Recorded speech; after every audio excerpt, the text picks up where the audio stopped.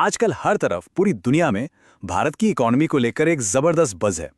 हर कोई कह रहा है कि इंडिया दुनिया की अगली इकोनॉमिक सुपर पावर बनने जा रहा है। तो चलिए आज इस सुनहरी तस्वीर के पीछे की जो असली कहानी है उसे थोड़ा खंगालते हैं। ये लाइन तो सबने सुनी ही होगी, है ना? दुनिया के बड़े बड़े एनालिस्ट, बड़े बड़े लीडर्स सब यही दोहरा रहे हैं कि आने वाला जमाना भारत का है। लेकिन क्या ये कहानी वाकई इतनी सीधी सादी है? यहीं पर कहानी में एक ट्विस्ट आता है। क्या ऐसा हो सकता है कि जिस पैमाने से हम अपनी कामयाबी नाप रहे हैं वही पैमाना सही ना हो? और इस पूरी कहानी को समझने में हमारी मदद करेंगे भारत के पूर्व फाइनेंस सेक्रेटरी सुभाष गर्ग। उनके एनालिसिस के आधार पर हम इस कहानी की परतों को एक एक करके खोलेंगे। तो सबसे पहले बात करते हैं उन बड़े बड़े महत्वाकांक्षी टारगेट्स की जिन्होंने सबका ध्यान खींचा हुआ है। देखिए, जो लक्ष्य रखे गए वो सच में बहुत बड़े थे। 2018-19 में हमारी इकोनॉमी थी करीब $2.7 ट्रिलियन। लक्ष्य था 2024-25 तक इसे $5 ट्रिलियन बनाना और फिर 2030 के बीच तक $10 ट्रिलियन तक पहुंचाना। ये नंबर्स दिखाते हैं कि सपना कितना बड़ा था। अब आते हैं इस विश्लेषण के सबसे जरूरी हिस्से पर, क्योंकि बात यह है कि ग्रोथ को मापने का हर पैमाना एक ही कहानी नहीं बताता। अच्छा, तो सबसे पहले है रियल जीडीपी ग्रोथ। ये वो आंकड़ा है जो हम हेडलाइंस में सबसे ज्यादा सुनते हैं। ये बस ये बताता है कि देश की अपनी करेंसी में यानी रुपये में महंगाई को हटाने के बाद असल प्रोडक्शन कितना बढ़ा। लेकिन सुभाष गर्ग के मुताबिक एक दूसरा पैमाना है जो ज्यादा अहम है, और वो है डॉलर जीडीपी ग्रोथ।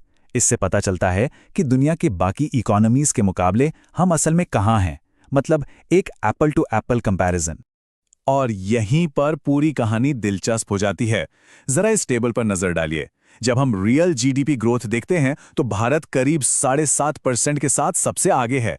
लेकिन जैसे ही हम डॉलर जीडीपी ग्रोथ पर आते हैं, हमारी वो बढ़त मानो गायब हो जाती है। हमारी ग्रोथ रेट लगभग 6.5% पर आ जाती है, जो अमेरिका के बराबर। तो सबसे बड़ा सवाल यही उठता है कि अगर हम दुनिया की सबसे तेजी से बढ़ती अर्थव्यवस्था हैं, तो फिर डॉलर के टर्म्स में हमारी ग्रोथ अमेरिका जैसी एक मैच्योर अर्थव्यवस्था के बराबर क्यों है? इसका जवाब ना दो चीजों में छिपा है। 2004 से 2014 के बीच हमारी औसत डॉलर ग्रोथ 14% थी। क्यों? क्योंकि हमारी नॉमिनल ग्रोथ ज्यादा थी और रुपया भी डॉलर के मुकाबले मजबूत हो रहा था। लेकिन 2014 के बाद नॉमिनल ग्रोथ भी कम हुई और रुपया भी कमजोर हुआ, जिससे हमारी डॉलर ग्रोथ घटकर लगभग आधी यानी करीब 7% ही रह गई। तो ये ग्रोथ गैप क्यों है? गर्ग के मुताबिक इसकी एक बहुत बड़ी वजह है जो हमारी तेज तरक्की के रास्ते में आ रही है। जरा सोचिए, आज दुनिया की इकोनॉमी को कौन सी चीजें आगे बढ़ा रही हैं? वो हैं semiconductor, digital technology, solar cells और इलेक्ट्रिक गाड़ियों जैसी ग्रीन टेक्नोलॉजी और जरूरी केमिकल्स। असल में यही ग्लोबल ग्रोथ के असली इंजन हैं। और ठीक यहीं पे सुभाष गर्ग एक बहुत सीधी और सपाट बात कहते हैं कि जिन अहम टेक्नोलॉजी से आज दुनिया दौड़ रही है, उन सेक्टर्स में हम बहुत पीछे हैं। चलिए, अब कहानी के एक और जरूरी पहलू को देखते हैं। इन्वेस्टमेंट, मतलब जो निवेश को लेकर उत्साह है और जो जमीनी हकीकत है, उसके बीच का फर्क। ये सवाल अक्सर उठता है कि अगर इंडिया को लेकर इतना पॉजिटिव माहौल है, तो फिर विदेशी कंपनियां यहां पैसा लगाने के लिए टूट क्यों नहीं पड़ती, लाइन क्यों नहीं लगी है? गर्ग इसके 3 बड़े कारण बताते हैं। पहला, पॉलिसी का कोई भरोसा नहीं, वो कभी भी बदल सकती है। दूसरा, सरकारी कामकाज और ब्यूरोक्रेसी की उलझनें। और तीसरा, भारत में प्रोडक्शन करना दूसरे देशों के मुकाबले महंगा पड़ता है। इन्हीं वजहों से विदेशी इन्वेस्टर बड़ा दांव लगाने से हिचकिचाते हैं। और हमें यह भी याद रखना होगा कि जो कंपनियां चीन से निकल रही हैं, उनके लिए भारत अकेला ऑप्शन नहीं है। सच तो यह है कि वियतनाम जैसे देश इस मौके का हमसे कहीं बेहतर फायदा उठा रहे हैं। गर्ग एक और बहुत दिलचस्प बात की तरफ इशारा करते हैं।